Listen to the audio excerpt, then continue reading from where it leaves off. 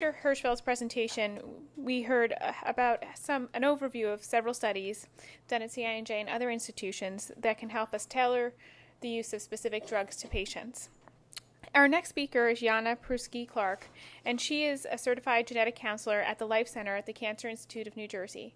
And she's going to be talking to us today about how important issues and considerations for cancer genetic testing.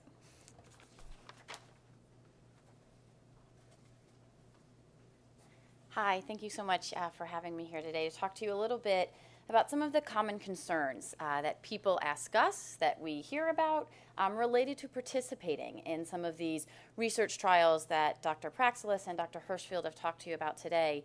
Some of this relates to what we already do now for genetic testing, but I wanted to go over some of those issues. I want to start, though, with telling you where we are now. We can't go forward unless you have some idea about where we are now with genetics. So this is what I show every patient that comes through my clinic for genetic counseling to talk about whether or not the cancer in their family is hereditary. The first thing I say to every patient is that 1 out of 3 people develop cancer, and in most cases it is not hereditary. And by hereditary, I mean being passed from generation to generation, one single dominant gene with a mutation that's preventing it from working and ultimately increasing the risk for cancer. People come to ask me if they have any chance that their cancer risk is increased based on a family history. Only about 5 to 10% of all cancer is what we would consider hereditary. It's pretty much the opposite of what most people think when they come in to see us. Just based on statistics, it is more uncommon to not have a family history of cancer than it is to have a family history of cancer. Part of my job as a genetic counselor is to really siphon out who falls into that 5 to 10% of hereditary cancer, because that is very, very important to know. Dr. Hirschfeld mentioned, as a genetic counselor, I want to identify who those people are because I'm not going to treat them in the same way that someone in the general population with the average cancer risk may be treated. We're talking about enrolling patients into a more intensive screening program. Dr. Hirschfeld used the example of breast cancer, and that's really one of the primary things that we see patients for. We're talking not just a mammogram, but other screening options that are available, medications that people might take to reduce the risk for cancer. So where we are now is with this pie chart saying, well, only about 5 to 10% of cancer is truly hereditary. Again, a single dominant gene running from generation to generation, increasing the risk for very specific types of cancers. Most cancer is what I refer to as sporadic. These are the cancers that are a random occurrence, maybe the first person in a family, the second person in a family, oftentimes happening later in life. I tend to use the example of smoking. We know that there are environmental exposures that increase the risk for lung cancer. If you smoke, you have a higher chance for lung cancer than someone who doesn't smoke. If you have a lot of history of sunburns, you have a higher chance for skin cancer than someone who doesn't have a lot of sun exposure. If you're incredibly pale like me, something I can't control, you also have a higher risk for skin cancer. But as Dr. Hirschfeld mentioned, not everybody who smokes gets lung cancer. Not everybody who bakes out in the sun as a teenager gets skin cancer. We all know those people who smoke 4 packs a day for 60 years. And live to be 100, with no cancer. So although most cancer isn't hereditary, we know there are genetic differences in people that impact the environmental exposures that they have. There have to be genetic differences between someone who smokes 6 packs a day and doesn't get lung cancer and the person who does smoke a pack a day and gets lung cancer. But this is where we are now, that most cancer, as we know, is not hereditary. How will research, like the research that Dr. Hirschfeld mentioned, Dr. Praxelis mentioned, how will we change that large piece of the pie that I showed you before? There'll be more pieces of this pie. We won't have to cut it into these very crude sections of only 3 different causes of cancer. We know that that's not true. We'll have more pieces of the pie. We'll have more answers with the research that's being done at CINJ and at many, many other institutions. The ultimate goal is to create what we think of as kind of a risk profile for every person. What diseases do you have a higher chance of developing? What can you do to lower that risk or prevent it? Which medications will work the best for you? all of this information that we're getting today allows you and your doctors to tailor the best medical plan for you possible. Can we do that now in some instances? Absolutely. We know for certain types of cancer, we can predict which people will respond better to certain treatments, which people will respond better to chemotherapy, and who won't, and that's important. But as we continue to do this research, we'll be able to apply that to more and more people, really with the ultimate goal of keeping you healthy. So we've heard about a lot of research opportunities and a lot of testing that might be available. But there are a lot of issues and concerns that come up when people come to see me for clinical genetic testing for these hereditary cancer syndromes that, again, account for a smaller portion of cancer. But I think that these are the same issues that come up when considering research for genetic issues. Dr. Paraxelis mentioned a list of questions that he had that you would want to think about when enrolling in a research study. But these three issues are probably the most common questions that we get. So I actually just wanted to walk through each of these things and talk a little bit about them. All right, informed consent. Participation in research is absolutely entirely voluntary. Your participation is your decision. You will be given lots of information to make that decision, some of which may be clear, some of which may be a little harder to understand, and we know that. But you should be informed how the blood sample you're giving is used, how the tissue sample you're giving will be used. You should know exactly what's going to happen as a part of this research study. And whether or not you want to participate is, again, your decision. Every single study that's done has to be approved by some sort of committee. In the United States, we call them institutional review boards. Some countries call them ethics committees, ethics boards.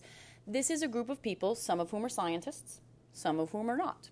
Some of whom are members of the clergy, some of whom are members of the general population, some of whom are physicians. This is a board that reviews all of the research studies that are done at a particular institution and decides whether or not this is really a study that's appropriate and reasonable for the general population. Make sure that the consent forms that you all sign when you enroll in these studies, make sure they're understandable. You need to be able to understand the form that you're signing. And again, you need to be able to understand how your information is going to be used. We are just as interested in protecting you as you are interested in protecting yourself. The IRB is a very good thing. It helps us make sure that we're doing right by you. Privacy is probably the most common question that I get asked, privacy and confidentiality. How will my information will be used? Who will see it? And ultimately the answer is your participation is completely protected. When a blood sample is given to participate in a research study, when records are given to participate in a research study, in general, all identifiers are stripped. So your blood sample may have a number on it that the study staff may know can be linked to you. Usually one person knows. But your name is no longer included with that blood sample. So, Joe Schmo can't walk into a lab, pick up your blood sample, and know it's yours. Your privacy is protected. Investigators are required, so people like Dr. Hirschfield are required to keep all documentation about your participation in genetic research separately. So for those of you who go to the Cancer Institute for any sort of treatment or appointments, if you were enrolled in Dr. Hirschfield's SNP study, it's always hard for me to know that you did because your participation is not included in your basic Cancer Institute chart. So again, we keep all that information separately. People ask about genetic testing as well, and clinical genetic testing that we do now for these hereditary cancer syndromes is the same thing. I'm not allowed to discuss your results with anyone without your written express permission. Confidentiality, really relating to the same issue as privacy. Research results are not shared with anyone, most of the time including you. Once your name has been stripped from something, if something is discovered, if something is found, it's anonymous. So results are not generally mailed out, given to physicians for most research studies, but that also means they're not shared with anybody else. This is all information that is kept private. That's probably another common question. Who has access to that information? And really, no one does except study staff. Once some sort of statistical significance or the significance of the particular research is established, Group results are published, but that's not results in a way that someone could identify that you participated. This is a large group of people, maybe using ethnicity, age, cancer history, family history, but these are identified in a way such that you as an individual participating in a study could not be identified. Relating to the topic of privacy and confidentiality is genetic discrimination. Genetic discrimination is the social or economic discrimination based on one's hereditary predisposition to disease. The most common worries are access to health insurance, my employment, educational opportunities, just people knowing your information. There are state and federal laws that I'll talk a little bit more about, but there are laws in New Jersey, there are also laws at the federal level that really prohibit health insurance discrimination and also employment discrimination based on genetic test results. And before I move on, this is a theoretical risk. We don't really know, it's not very clear that insurance discrimination based on cancer predisposition will be a major issue. You know, people come to see me a lot for testing for BRCA1 and BRCA2, the two genes that increase the risk for breast and ovarian cancer. There has never been a court-documented case at the Supreme Court level about genetic discrimination based on those test results. You know, it's really this theoretical risk out there that we certainly are very, very aware of, and we make decisions based on this theoretical risk. But laws were passed because we know it's a possibility, and we want people to have access to the option of genetic testing or genetic research without fear that this information could be used against them. HIPAA is the privacy law at the federal level that most people are familiar with, and there's some part of genetic privacy in there. But Jana is the new federal law that relates to genetic discrimination. Jana stands for the Genetic Information Non-Discrimination Act. Jana says at the federal level what the New Jersey Genetic Privacy Act says at our state level. Your health insurance carrier cannot use genetic predisposition information to cancer to cancel your insurance policy, to raise your insurance rates, or to deny you a new health insurance policy should you want to change. And that's really the most important issue here. We know how important health insurance is in this country. We want to make sure that that information is protected for you. And these two laws, again, prohibit that. Also prohibit an employer from asking you for the results of genetic testing or for requiring you to undergo genetic testing in order to be employed. Ultimately, the take-home messages from my end of things is that although certainly people have reasonable concerns about participating in research, about participating in genetic testing, you know, we have really good reason to be optimistic about the potential of this, and really certainly do know that there are good research studies out there. Dr. Praxis was saying, you know, there are good studies out there. If you ask all the right questions, you can really find these research studies that will be very, very useful in giving you information, but also giving future generations information. You know, we know that mysteries can be solved. We're using information now, as Dr. Hirschfield discussed, to improve the treatment of cancer, and that's obviously our ultimate goal. There are multiple ongoing studies at the Cancer Institute. We have phenomenal enrollment in many of those studies. Dr. Hirschfield's SNP study has over 1,600 participants. But there's a substantial investment that's required to do any sort of genetic research. The level of scientists, technology, in terms of bioinformatics, but most importantly, a lot of people. You know, we need a lot of people in order to clarify some of this genetic information. In addition to all these things listed here, I always say you need a little bit of luck, determination, and patience. This information takes a long time, as someone mentioned previously, to actually get from bench, as we say, into the clinic to be used. But we know it's important to get those answers. It's empowering to you. Better medical care is available, and more personalized medical care is available to help you stay healthy, and should someone be diagnosed with cancer, to best treat that.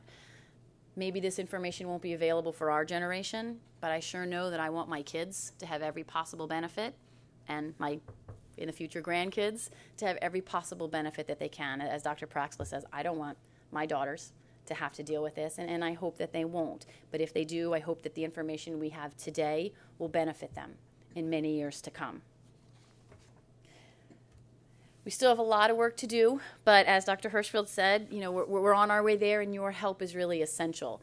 These are two of my favorite cartoons about genetics. The top one on the left is clearly 4 scientists putting together the human genome of 3 billion pieces, and one of them says, "I think I found a corner piece." And we're a little farther along than that, but just an example.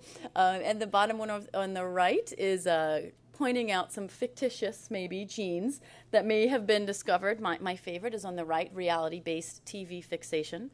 If you went home and looked at my DVR, I think I would test positive for that one. But lots of silly things, propensity to discuss weather, very silly things. And these are not obviously things that genetic testing is being done or looking for. This is kind of a silly way to say there's a lot of stuff that we can find. There's a lot of information that we might have. And all of our participation is really needed to advance the information that we can get to help everybody stay healthy in the future. Thank you.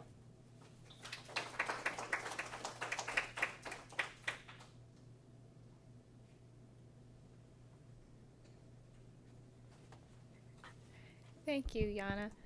And I just wanted to take this opportunity to invite our speakers up to the panel, and we're going to start the question and answer portion of the program. So if anyone has a question, we actually don't have a mic for that we can bring to you, but I can repeat the questions